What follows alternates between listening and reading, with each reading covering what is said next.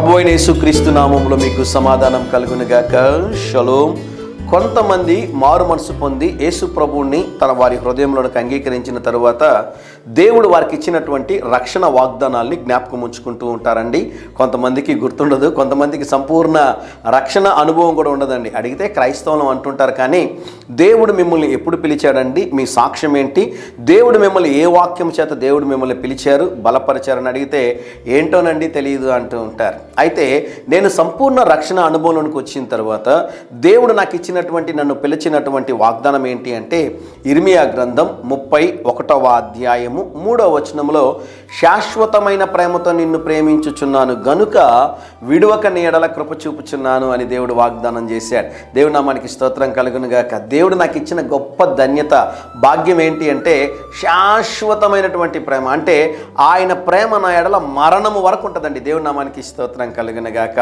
రెండో మాట, గనుకనే విడువక కృప చూపుచున్నాను అంటే అనేక సార్లు తప్పిదాలు చేసినాను, దేవునికి ఇష్టం లేని కార్యాలు చేసినాను, దేవుడు క్షమించి విడువక కృప చూపిస్తూ ప్రేమిస్తూ ఉన్నారని దేవుని సేవకుడిగా తెలియజేస్తున్నాను. ఈ ఉదయకాల సమయంలో పరిశుద్ధ గ్రంథమైన బైబిల్లో దేవుడు ఒక భక్తుడికి ఇచ్చినటువంటి వాగ్దానాన్ని మీకు దయచేస్తూ ఉన్నాడు. వీలైతే నన్ను చూడడానికి ప్రయత్నం చేయండి. ప్రభు మీకు ఈ ఉదయకాల సమయంలో పరిశుద్ధ గ్రంథంలో దేవుడు ఏర్పరచుకున్నటువంటి ఒక భక్తునికి ఇచ్చినటువంటి వాగ్దానము మీకు ఇస్తూ ఉన్నాడు. యెషయా గ్రంథము 55వ అధ్యాయము 3వ వచనము, దావీదునకు చూపిన శాశ్వత కృపను మీకు చూపెదను. దేవుని నామానికి స్తోత్రం కలుగునుగాక.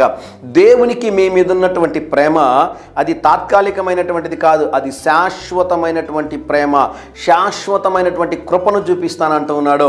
అందుని బట్టి దేవుని నామానికి స్తోత్రం కలుగునుగాక. ఈ ఉదయకాల సమయంలో ఈ వాగ్దానం మీ కొరకే. మిమ్మల్ని నిత్యము ప్రేమించి మీ ఎడల కృప చూపించే దేవుడు ఉన్నాడు.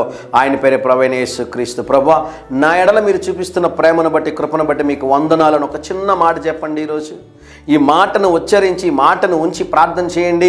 దేవుడు ఒక అద్భుతం చేయబోతున్నాడు. దేవుడు మెండైన దీవెనలు కుమ్మరించబోతున్నాడు.